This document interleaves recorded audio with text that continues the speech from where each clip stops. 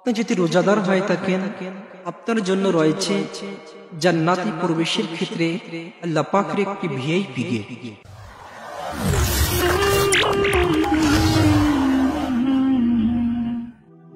প্রিয় দর্শক শ্রোতা, রুহানিয়াত রমাদানে থাকছে আপনাদের জন্য পবিত্র রমজান শরীফের গুরুত্ব ফজিলত। মহান আল্লাহ পাক রব্বুল আলামিন এই পৃথিবীর জমিনে মুমিন বান্দার উপর রোজাকে ফরজ করে দিয়েছেন। তাই তো আল্লাহ পাক রব্বুল আলামিন পবিত্র কুরআন আল কারীমে ইরশাদ করেছেন, ইয়া আইয়ুহাল্লাযীনা আমানু কুতিবা আলাইকুমুস সিয়াম কামা কুতিবা আলাল্লাযীনা মিন ক্বাবলিকুম লাআল্লাকুম তাত্তাকুন। আল্লাহ পাক রব্বুল আলামিন ইরশাদ করেছেন, হে ঈমানদারগণ, তোমাদের উপর রোজাকে ফরজ করা হয়েছে যেমনি ভাবে ফরজ করা হয়েছিল তোমাদের পূর্ববর্তীদের উপর, যাতে করে তোমরা পরহেজগারী হতে পারো, আল্লাহ ওয়ালা হতে পারো, আল্লাহ বিরু হতে পারো। প্রিয় শ্রোতা মণ্ডলী, যাতে করে মহান আল্লাহ পাক রব্বুল আলামিন আমাদেরকে একজন খালেস বান্দা হিসাবে, একজন নেককার বান্দা হিসাবে পেয়ে যান। এবং পেয়ে গেলে কি হবে আপনি কি জানেন? আমরা এখন মুমিন রয়েছি, মুমিন থেকে যেন আল্লাহ পাকের বন্ধু হয়ে যায়, আর বন্ধু হতে পারলে আল্লাহ পাকের জান্নাতুল ফেরদাউস আমাদের জন্য নসিব হয়ে যাবে। প্রিয় শ্রোতা মণ্ডলী, আল্লাহ পাক রব্বুল আলামিন পৃথিবীর জমিনে অসংখ্য অগণিত ইবাদত আমাদেরকে দিয়েছেন, যেমন সালাত, যাকাত, হজ ইত্যাদি রয়েছে আমাদের জন্য ইবাদত।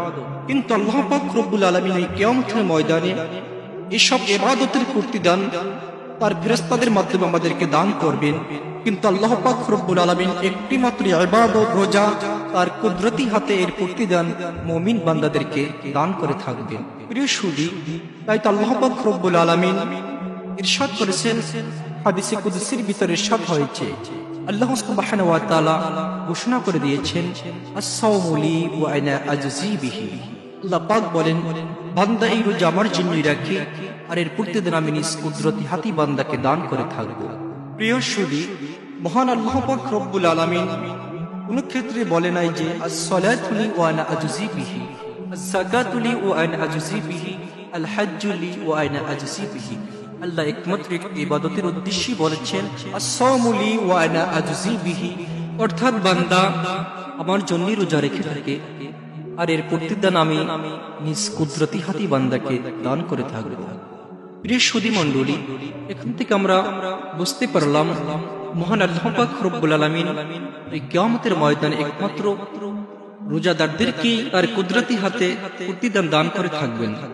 প্রিয় সুধী, আপনি যদি রোজাদার হয়ে থাকেন, আপনার জন্য রয়েছে জান্নাতে প্রবেশের ক্ষেত্রে আল্লাহ পাকের একটি ভিআইপি গেট।